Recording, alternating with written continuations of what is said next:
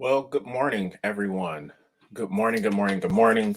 Welcome to our time together. My name is Brandon Woodard. I serve as the lead pastor of Reconcile Community Church, and I'm super excited to have you joining us this morning. Uh, it is what? Thursday. Yeah, Thursday. It's crazy. This week has absolutely flown by. Absolutely flown by. Super excited to be with you all this day.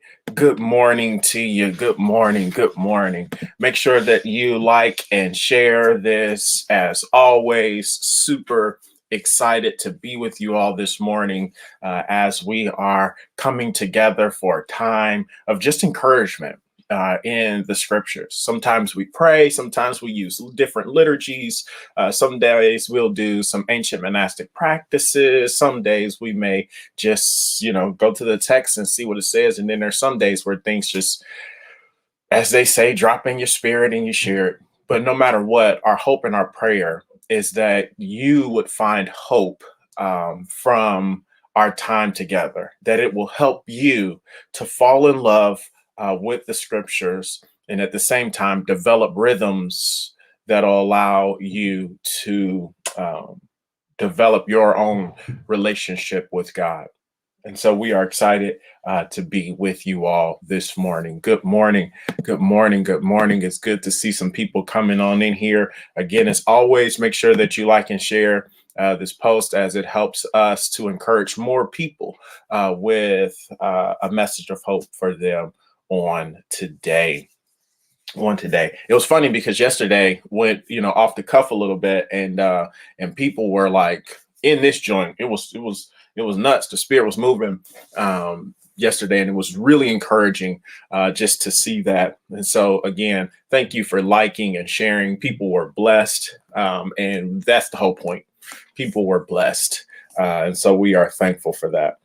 Today, I want to jump back into the Gospel of Mark and our reading together.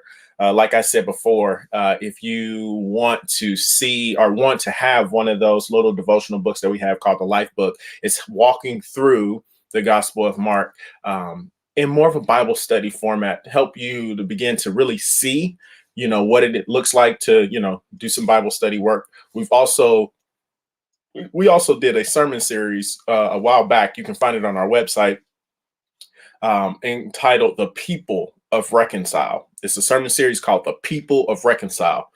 And there's a specific sermon within that sermon series that talks about how to study your Bible. And we actually walk through all of the components of how to study your Bible.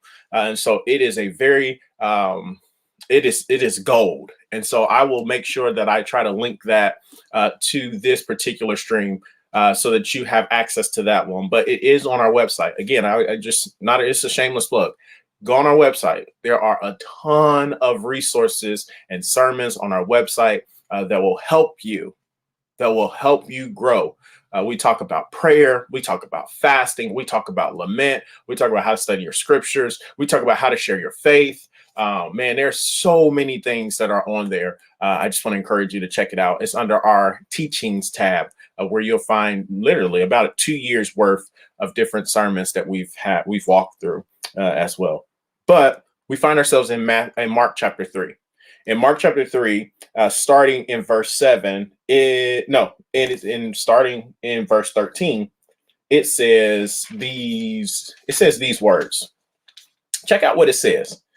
Jesus went up the mountain and summoned those he wanted, and they came to meet him.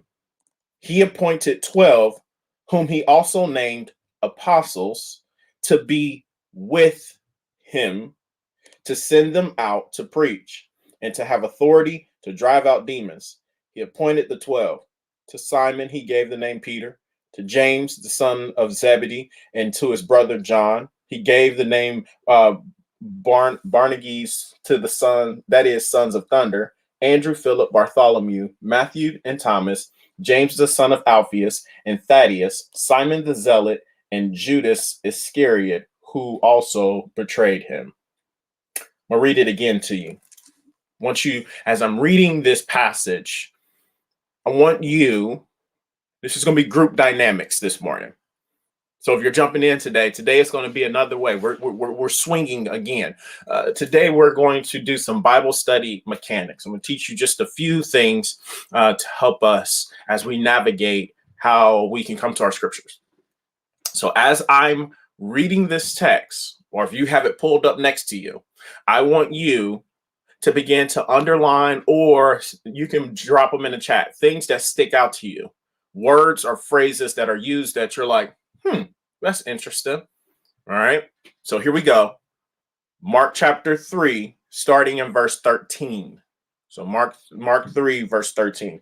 Jesus went up the mountain and summoned those he wanted, and they came to him. He appointed 12, whom he also named apostles, to be with him, to send them out to preach, and to have authority to drive out demons. He appointed the 12. To Simon, he gave the name Peter, and to James, the son of Zebedee, and to his brother John, he gave the name Boanerges, that is, sons of thunder. Andrew, Philip, and Bartholomew, Matthew and Thomas, James, the son of Alphaeus, Thaddeus, Simon the Zealot, and Judas Iscariot, who also betrayed him. What stood out to you as I read this, maybe even as you looked at it? What were some of the things? Let's jump in the chat.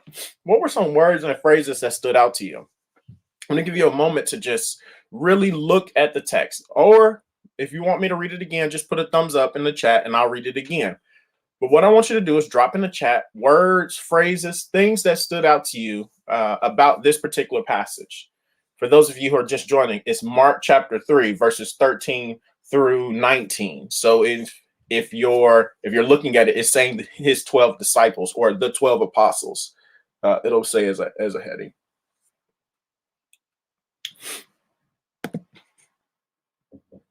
Okay, slowly we're starting to see word betrayed showed up. Yep. What else? What else? No, it's not that many of us watching right now, but I still want us to be interactive here. Give us a few more minutes. Just looking at the text, I just want you to respond with words that you see or words that you heard me say as I read. I'll read it one more time. Jesus went up the mountain and summoned those he wanted, and they came to him.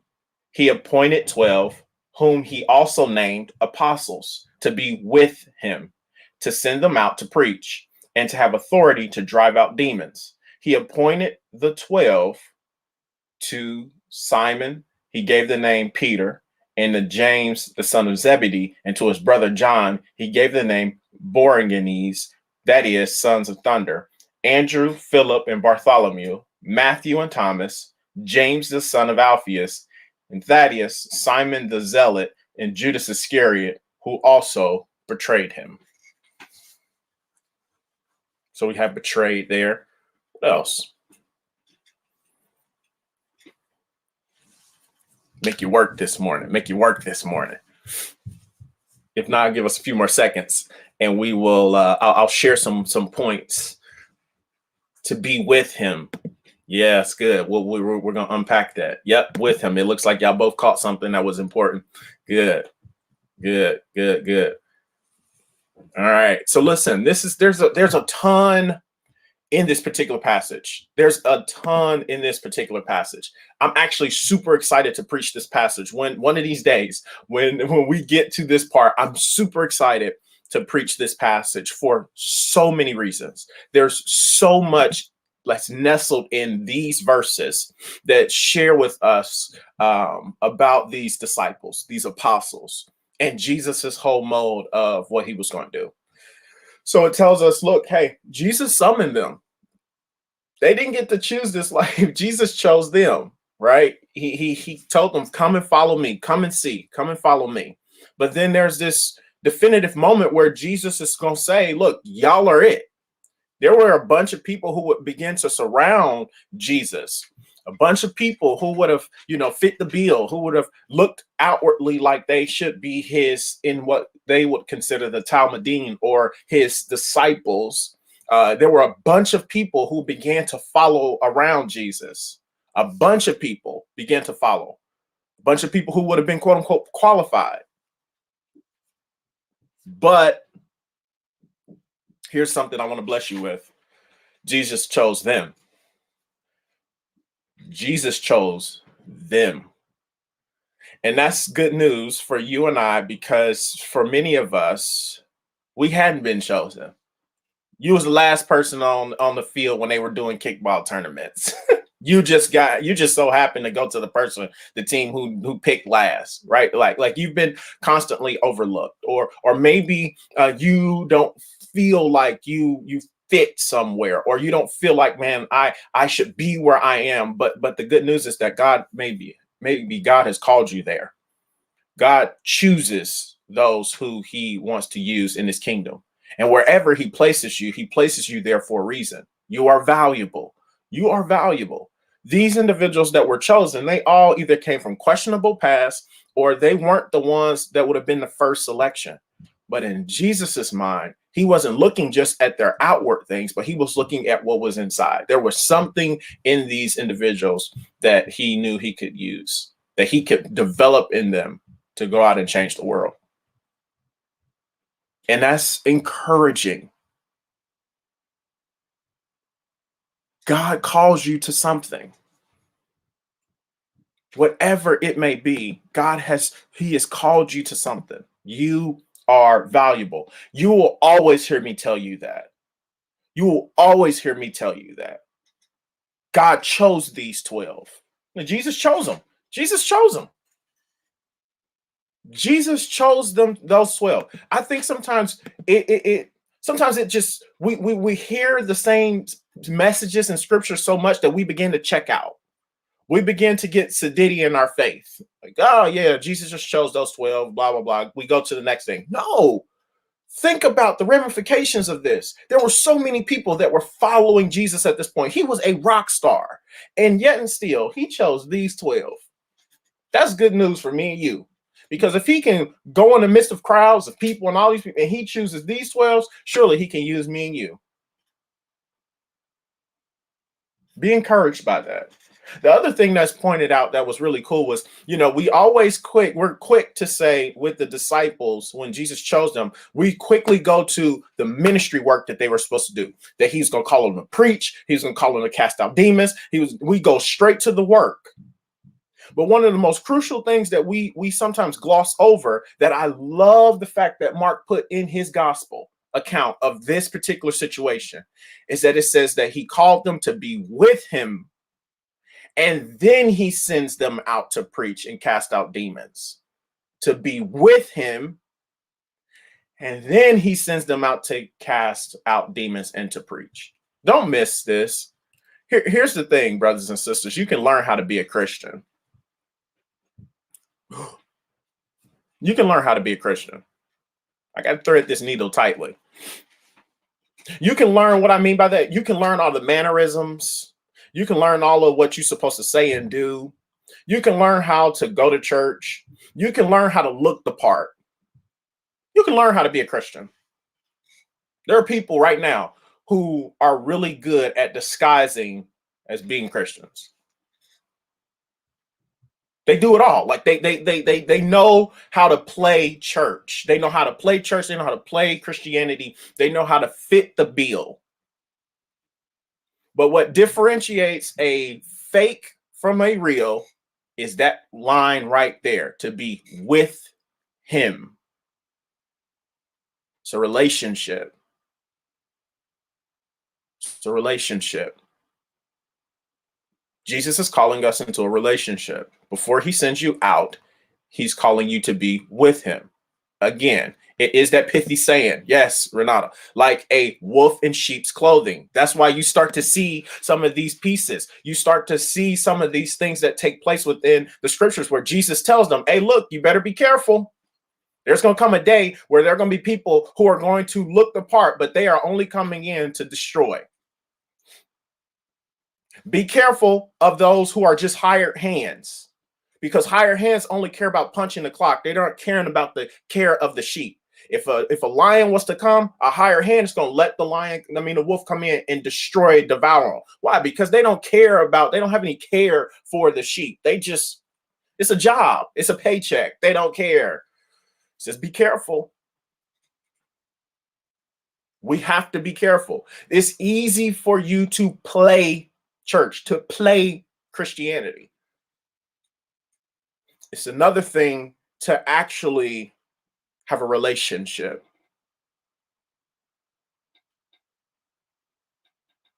He's calling you to a relationship. He's calling you to a relationship. I love it. That's why he says Jesus is funny. I think a lot of times Jesus is being funny in a lot of cases where we think he's super serious. I think he's being sarcastic in some places. There's a point where he's giving the Pharisees are around him, right? And he's he's sharing these parables because they've basically made him mad. These Pharisees have they just their hearts are hardened. And so, because of this, they don't even care about what he's trying to get them to understand. It's just bouncing right off of them. So he's mad. So now he's speaking in parables, and we know the meanings of these parables because he explains it later to his disciples. Because usually, most people wouldn't have understood what Jesus was saying. Some may have, but usually we get the tail end of it. We're watching it as we're reading it. We get to see that he explains it. So there's this moment where he says, some of y'all think just because y'all playing the part and y'all doing all of this stuff and y'all looking all spiritual that y'all gonna get to heaven. And he's like, no, y'all gonna get there. And I'm gonna be like, who you? And they're gonna be like, oh my God, they're gonna clutch their pearls. Oh, we did X, Y, and Z for you. We did all of this and we did all of that and we did all of this. And Jesus is gonna be like, depart from me, I don't know you.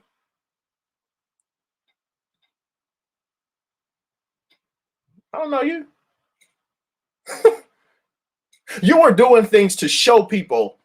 You were doing things to show people that you were spiritual. You weren't doing things out of your relationship with me. You were looking for affirmation. You were looking for worldly approval. You were looking for people to give you the attaboys. Oh my God, they're so spiritual. They're so well behaved and mannered. Like, no, you got your blessing. I don't know who you is. But with a relationship is different. Because when you're in a relationship with him, you move differently. Your motivation for what you're doing is different. You're not doing things just because you're trying to get something out of Jesus. You're doing stuff because you're in love with him. I love my wife a lot. Like, I love her a lot, a lot.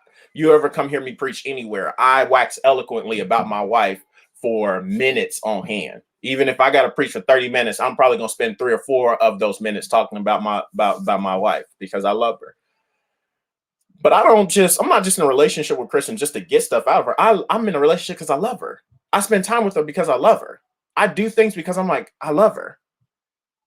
I know how to navigate, and my life radically is changed because of my love for her. I move out of my love for her, not because I want something out of her. This ain't no transactional relationship. And God is calling us, brothers and sisters, hear me. He's calling you to relationship. He wants to be with you. He loves you. And one of the things that's beautiful is Jesus is saying, I want them to be with me. You do know that while they're in the midst of them being in a relationship, man, they would have saw and experienced things with Jesus that other people would never have known. And it prepared them for the work that they had to do. My kids are going crazy. Sorry, everybody. The other thing that I saw that I wanted to share with you was the type of people that were in his circle. This is good. I love this. This is just amazing. This is one of the best parts of this particular part. Jesus got a real crazy group of people together. A real crazy group of people together. I mean, absolutely crazy. Absolutely crazy. So he had, for example, Matthew, the tax collector, but then he also had Simon the Zealot. Y'all see, this is interesting. Many of y'all would, you missed it. I'm gonna give it to you again. He had two people in his group that was very interesting. He had Matthew, a tax collector, and Simon, a zealot, in the same group, doing life with each other. And the reason why this sometimes it kind of messes with us is because we don't really understand the gravity of these two individuals being together. So let me give you this. I'm going to give you this just to let you chew on this because it's tight. It's going to be like, Matthew worked for the quote unquote man. Matthew, as some people will say, is an Uncle Tom. I think people need to understand the history. People say Uncle Tom, and I don't think they know the whole concept of Uncle Tom. But that's another conversation for another day. But we'll use it for the sake of argument here. He was a person who people despised because of his profession. He worked for the state. He was one of those people that you looked up at as a Jew, and you'd have been like, ugh, you ain't want no parts with him. But Simon the Zealot, many scholars would have said would have been like the modern day like Al Qaeda. They were the revolutionaries. They were the individuals who were radicalized to the point where they were offing cats. They offed cats like Matthew. We don't want you here. They weren't the people who were like just sitting here just talking to talk. Like they walked it too. They wanted, as young folks say, they wanted all the smoke all the time. Like these were the zealots. These cats were not like the people that you think. When they said they were going to do something, they were going to do it. They were radical. They were all about, freedom from oppression by any means necessary on their Malcolm X grind. So think about this. Jesus, in this moment, you got these guys following around. He looks at Matthew and is like, come here. I want you to be in a part of my Talmudim. I want you to come and follow me. And he looks at Simon, who probably had a knife on him, like at that moment, and was like, hey, man, who is Jesus with this dude?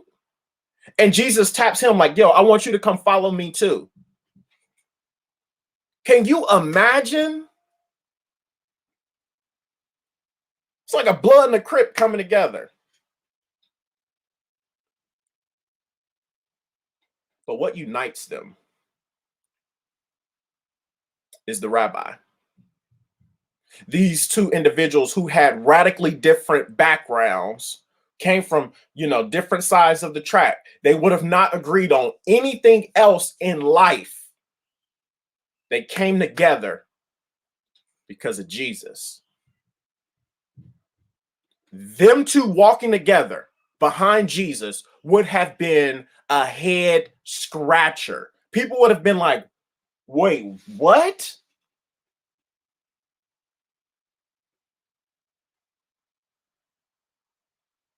But can I give you something that's tight but's right? You got to have some of the same relationships. Brothers and sisters, if they've put their faith, hope, and trust in Jesus Christ, they're genuine in their faith. They were united.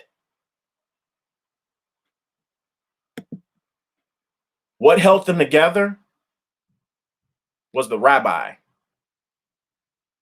the Messiah. They didn't see eye to eye on a lot of stuff, but what they did see eye to eye with was Jesus. We live in a time where we are radicalized, where we don't like each other at all. That if you got one disagreement with somebody, you hate them and you write them off. That room for us to have healthy disagreement but still lock arms with each other is gone. What am I saying? Jesus called these two radical individuals together, and they did life with each other. And what we see is that, man, they went hard in the paint for each other. And you can't write people off as well. It's tight, but it's right. I know it's gonna be people gonna be upset. I get it. I don't care. You can be mad at me, be mad at Jesus. Don't be mad at me. I'm the messenger. We're called to be to walk united. We're called to walk into the tension, that we should have friendships that challenge us, that we should have brothers and sisters who may not see eye to eye on a lot of things, but what we do know is that they have a resolve to follow Jesus Christ. You need relationships like that in your life. If everybody in your corner is a amen, like everybody follows you, everybody agrees with you, everybody sees life the way you see it, everybody's doing that, then you need a bigger set of friends. You do.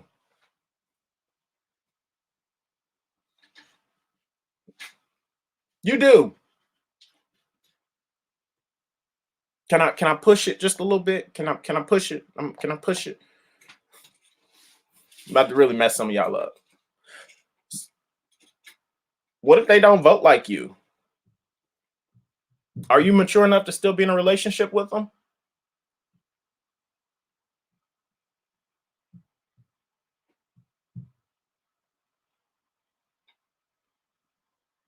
What if y'all don't, what if y'all didn't grow up in the same types of neighborhoods? What if they grew up and they had a family that was intact and they see the world differently than you? Can you handle being in a relationship with them? If they genuinely love Jesus and they're genuinely chasing after him, can you still be in a relationship with them?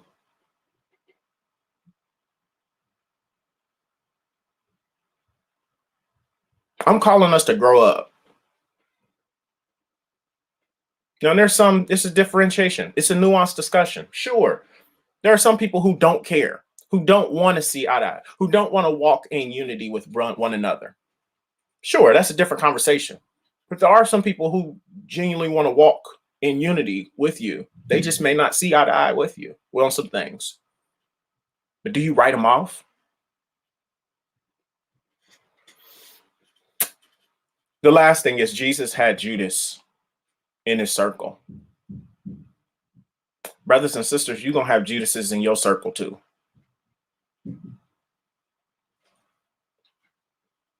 But Judas served a purpose.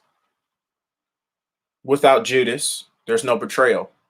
Without the betrayal, Jesus doesn't go to the cross. Without the cross, you and I still have to deal with our own sin. Judas served a purpose. Don't beat yourself up that you didn't see that one coming. It happens. Everyone will have a Judas. Everyone will have somebody in their camp that eventually flips or turns on them. It's normal life.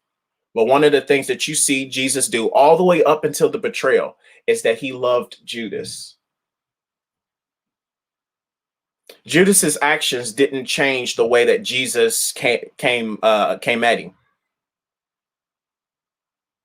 Judas was at the Last Supper. He left towards the end, but Jesus still invited him to the table.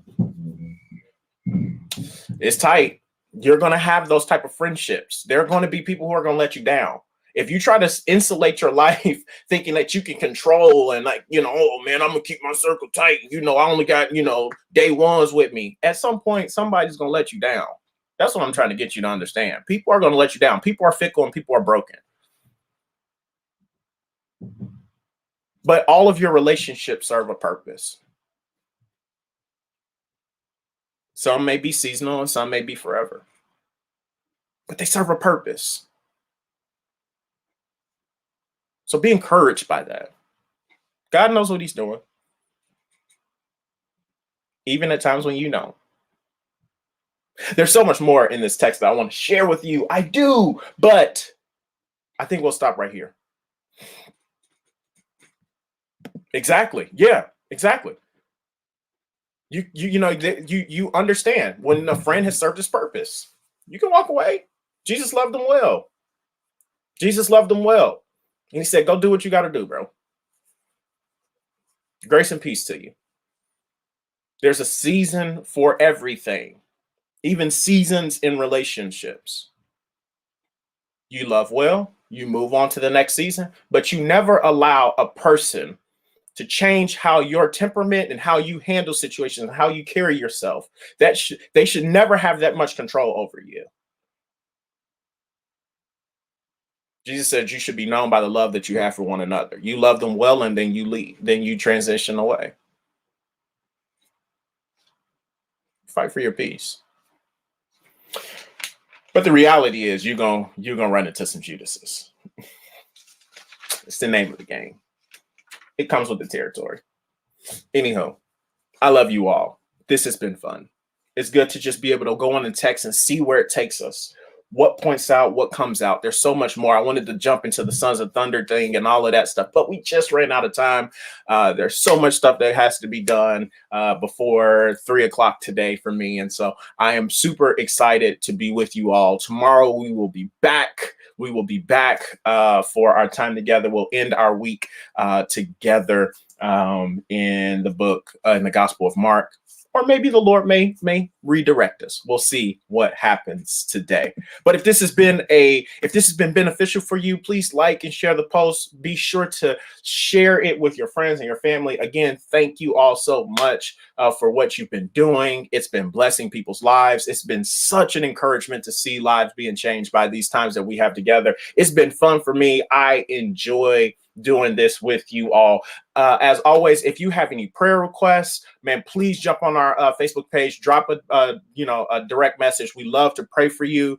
You can get connected to our church through our website. So reconcilecincy.org. It has everything that I told you about, literally everything I told you about, everything. When I'm telling you, 2 years of sermons that are on there. There are different trainings on there. There are book recommendations on there. I think there's a free devotional on there. There's so many resources on our website. I want to encourage you to check that out. This Sunday, we will be back in our sermon series called Servant Leadership. We'll be looking at the Sabbath. And so I am super excited about that because I think that this is a topic that a lot of us need to know about.